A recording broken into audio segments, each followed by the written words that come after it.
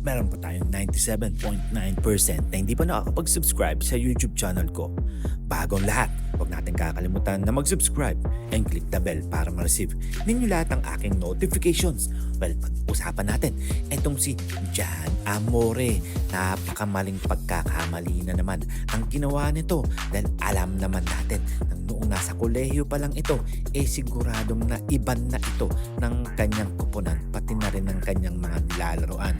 Well, nung nakaraang araw nga, itong si Jan Amore nga nagkaroon na naman ng problema at nagkaroon ng insidente na barilan. Well, alam naman natin kung ano nang nangyari dito dahil marami nang nagsasabi at naglabas ang mga balita na si Jan Amore nga talagang namarel at nakasuhan na. Well, mga parkoy, si Jan Amore nga napagbigyan na nga ng maraming pagkakataon dahil noong kolehiyo nga ito, naban na ito at nakapaglaro pa sa ibang koponan at nakarating pa nga sa PBA. Ngayon nga pag nagnapaglaro pa nga ito sa Batang Northport. Well, mga parko, napakaswerte itong bata na to dahil nga dumating na ang kanyang swerte at dumating na rin ang kanyang kamalasan dahil nga hindi niya nakontrol na naman ang kanyang sarili. Well, may problema na siguro ito sa kanyang pag-iisip, mga parkoy.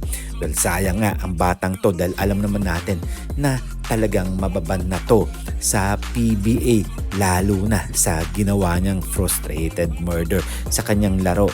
Well, may mga ganyang player talaga, mga parkoy. Isa na nga dito si Jan Amore at isa ng player sa NBA na talagang siguro ito nagbago na, pero ewan ko dito kay Jan Amore bakit hindi niya nakontrol ang kanyang sarili. Well, nakakapanghinayang lang dahil nga marami na nagbigay sa kanya ng pagkakataon, pero sa pagkakataon na to medyo pinag-aaralan na siguro ng PBA kung pababalikin pa to o hindi na dahil medyo alanganin na yan dahil nga frustrated murder na yan, di ba? Namaril na siya ng kanyang kalaban. Well, nakakapanghinayang lang dahil napakagaling nga nito at talagang maasahan to pagdating sa labas at loob. At may lakas ng loob tumira sa labas. Well, kayo, ano ang inyong masasabi dito? Ano ang inyong magiging opinion dito kay Jan Amore? Kailangan na ba iban ito o kailangan pa bigyan ng third chance? Well, medyo malabo na ngayon third chance, kumbaga sa pag-ibig nga, di ba? Hanggang second chance lang.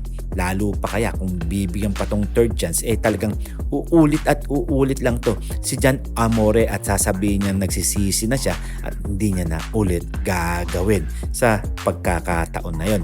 Well, sorry na lang. Hanggang dito na lang tayo. Huwag nating kakalimutan na mag-subscribe, mga pare ko. See you for my next video. See you for my next vlog.